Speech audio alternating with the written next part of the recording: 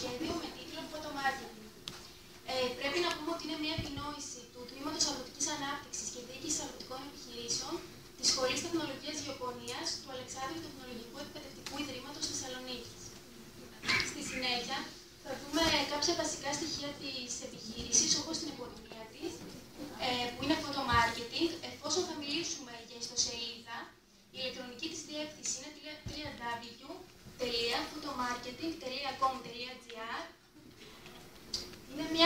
Είναι μια εταιρεία διαφήμισης επιχειρήσεων στον χώρο του διαδικτύου με τη μορφή εικόνων.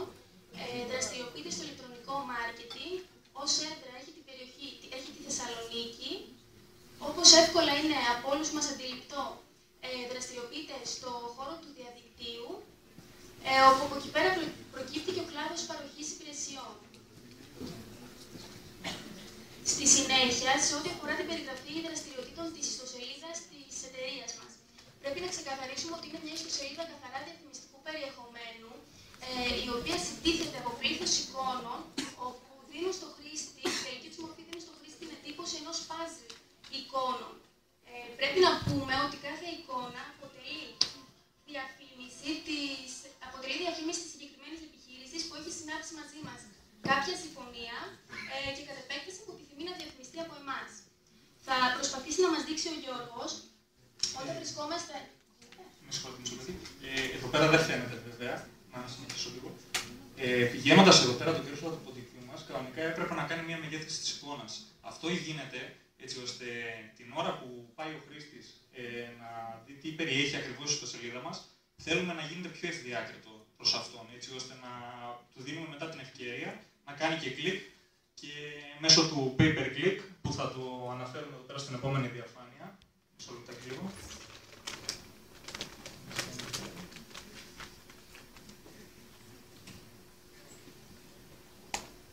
Καταρχήν να μιλήσουμε λίγο για τον τρόπο παροχής των υπηρεσιών μας.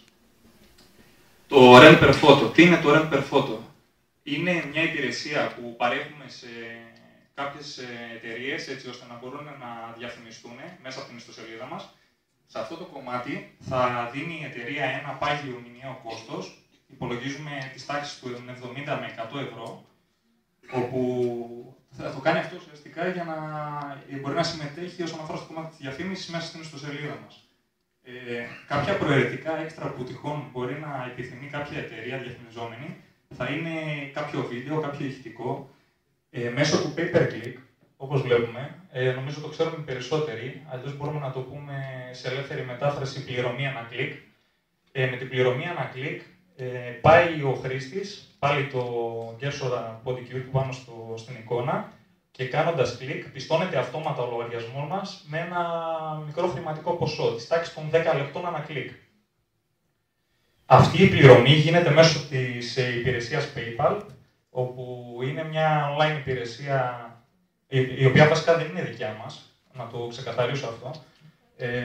Απλώς τη χρησιμοποιούμε γιατί θεωρούμε ότι είναι από τους πλέον ασφαλείς τρόπους συνδιαλλαγής μέσα στο ίντερνετ και γι' αυτό τη χρησιμοποιούμε και εμείς στη δικιά μας σελίδα.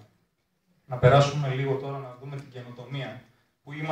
Σε ποια σημεία είμαστε καινοτόμοι, σε τι διαφέρουμε δηλαδή από τους ανταγωνιστές μας. Εδώ βλέπουμε το creative earning ή αλλιώς δημιουργικό κέρδος.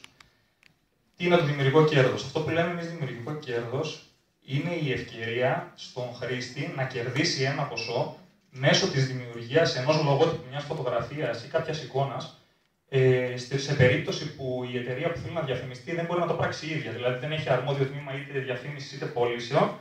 Οπότε έτσι ουσιαστικά είναι μια αλληλουχία ανάμεσα στους τρεις αυτούς φορείς. Στην εταιρεία μας, στην ιστοσελίδα, στην εταιρεία που διαφημίζεται και στον πελάτη. Το Alternative Image Marketing και η ιστοσελίδα χωρίς κείμενο.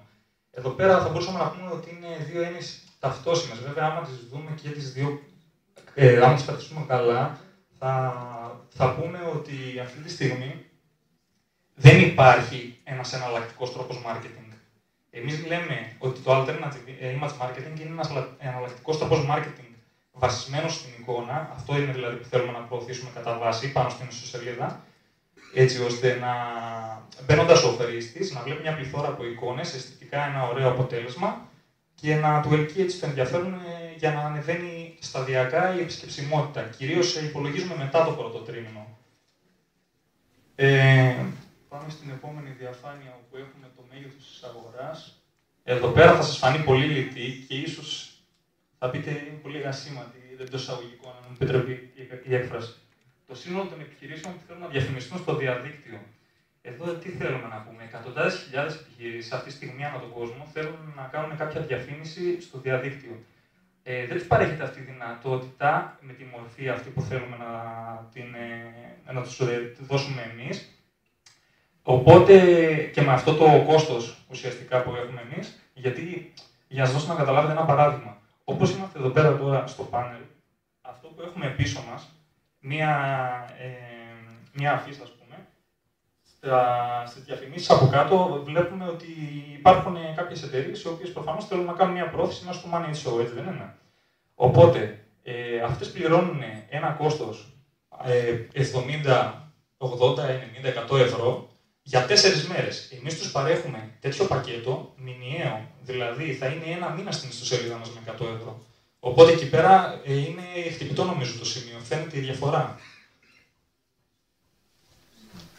Οι πιθανοί πελάτες τώρα. Τους έχουμε χωρίσει σε άμεσους και έμεσους. Οι άμεσοι είναι, όπως είπα και πριν, οι επιχειρήσεις οι οποίες θα θέλουν να διαφημιστούν. Βέβαια, να πούμε και το άλλο, ότι θα υπάρχουν στην ιστοσελίδα μας κάποιες δικλείδες. Ότι κάποια ιστοσελίδα δεν θα μπορεί να μένει στο ίδιο σημείο πάνω από ένα μήνα. Ουσιαστικά θα πρέπει να αλλάζει θέση για να υπάρχει μια ροή μέσα στην ιστοσελίδα. Γιατί όπως καταλαβαίνετε, είπαμε ότι επειδή απαρτίζεται μόνο και μόνο από εικόνες, δεν μπορεί να είναι κάτι στατικό, πρέπει να υπάρχει ροή μέσα. Η έμεση τώρα είναι η χρήση του διαδικτύου. Όπως θα μιλήσει και ο Δημήτρης αργότερα στο κομμάτι του ανταγωνισμού και στο ανταγωνιστικό πλεονέκτημα, μάλλον, συγχωρείτε, πρέπει να διασφαλίσουμε την δημοτικότητα της ιστοσελίδας. Αυτό το κάνουμε μέσω του κομματιού της προώθησης ουσιαστικά.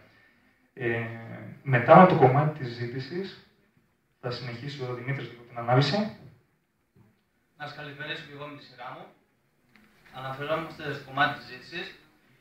Σύμφωνα με πρόσφατες έρευνες που έχουν πραγματοποιηθεί για την ιστοσελίδα μηχανισμού αναζήτησης Google, έχουμε δει ότι το 70% του ποσοστού των χρηστών του ίντερνετ μπαίνει μέσα στο ίντερνετ με σκοπό να ψάξει